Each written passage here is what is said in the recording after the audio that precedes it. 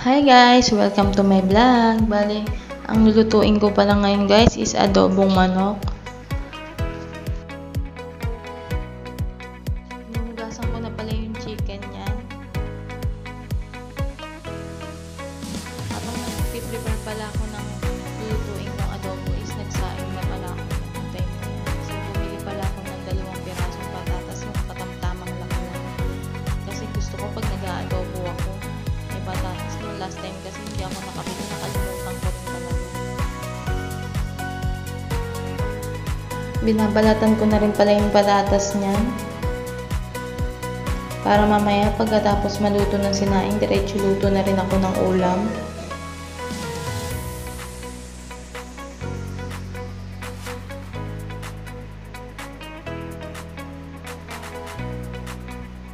Bali, kinat ko lang pala yung patatas sa 2 hati. Bali, 4 pieces siya. Bali, magkabalang hati ang ginawa ko.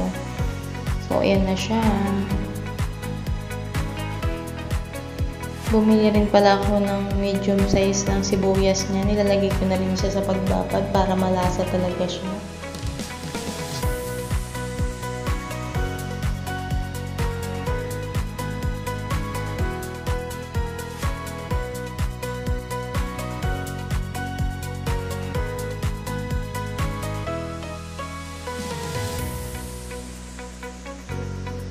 Tinanggal ko na muna pala yung mga kalat para walang masyadong dumi sa ginagawa ko.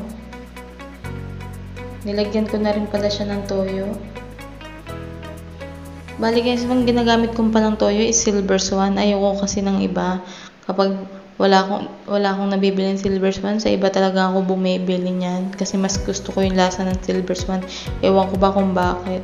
Bali, ang nilalagay ko pala guys pag nagluluto ako ng adobo is mas okay sa akin kasi yung kalamansi kaysa sa suka. Mas okay kasi yung lasa pag kalamansi, gamay na gamay mo talaga yung asim at yung alat sa adobo mo.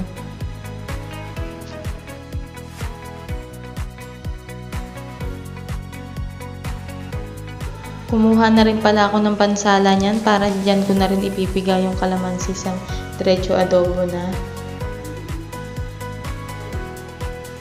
Nasa 10 pieces din pala yung kalamansi, pero ilalahat ko yan.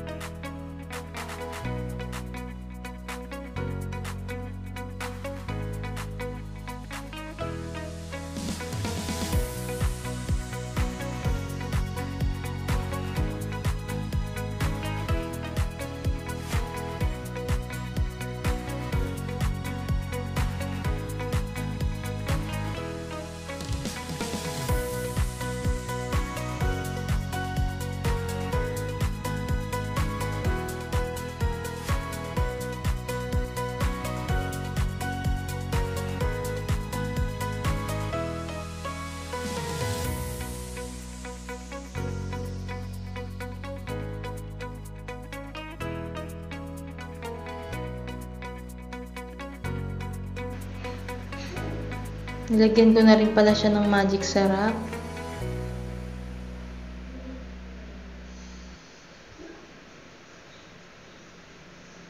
So, habang don't worry guys, malinis naman yung kamay ko, kaya kinamay ko na lang siya. Minamarinate ko na maayos para kumapit yung lasa niya sa may manok.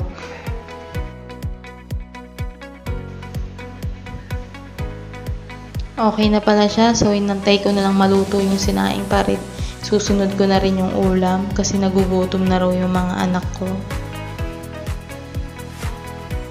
Lagyan ko pala siya ng konting toyo pa kasi medyo maasim. Nagawa na nilahat ko pala yung kalamansi. Okay na po pala yung sinaing yan, kaya isusunod ko na rin pala yung ulam dyan.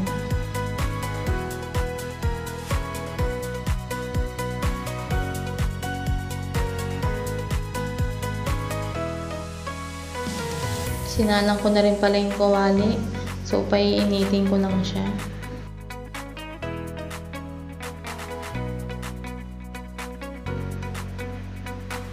Naghanap din pala ako ng paminta niyan. May nakita pala akong pamintang durog, kaya nilagyan ko rin ng konti yung adobo ko. para may konting anghang siya.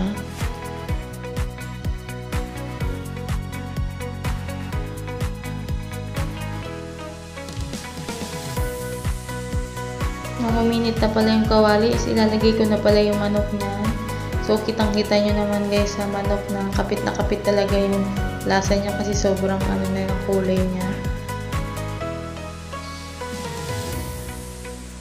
Hindi pala ako naglagay ng mantika niyan kasi yung manok nagmamantika rin kasi yan kapag piniprito mo.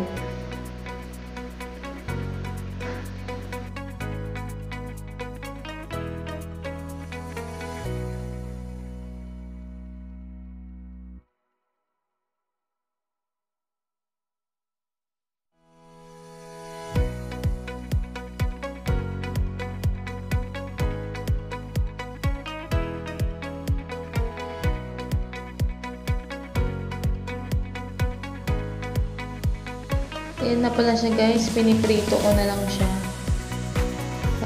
Parang ginigisa ko siya.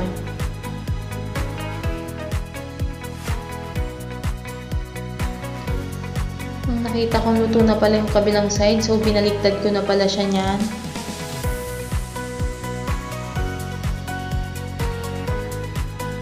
Ilalagay ko na rin pala yung thyme kapatatas niyan para kasabay din siya sa paglambot ng manok. Kasi yung patatas is mahirap din talaga siyang palambutin lalo na pag wala naman siya sa sabaw.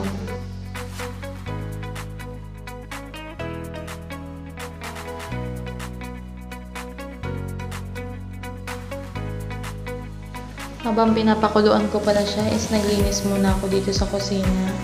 Yung mga pinagkamitan ko is hugasan ko na rin.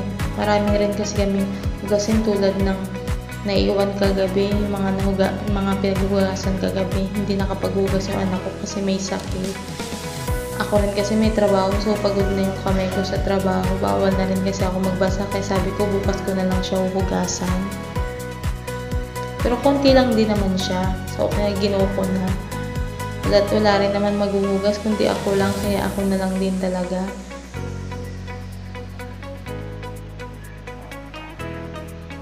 Parehas kasi kami sa trabaho ng asawa ko pag tuwing gabi. Kaya so, yung anak ko lang yung naiiwan. Gawa ng may sakit siya, binantayan pa rin niya yung kapatid niyang bunso.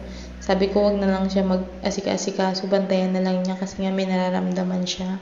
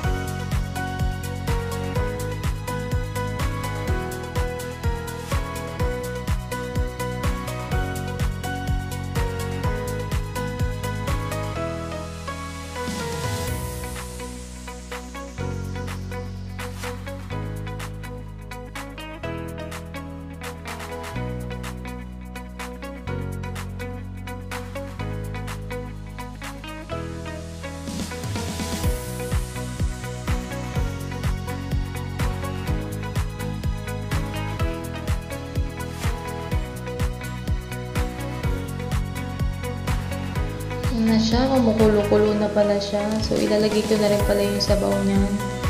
Medyo dinamihan ko pala ng konting sabaw is kailangan kasi ng mga bata. Sa sabaw lang naman malakas kumain yung bata. Matigas pa pala yung patatas niyan kaya sabi ko isang kulo pa.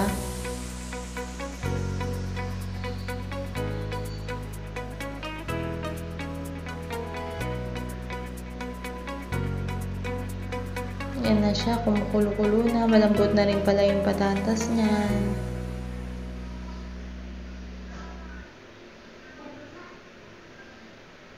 So, isasalin ko na rin pala siya sa may mangkok kasi tapos papakainin ko na rin pala yung mga anak ko niyan.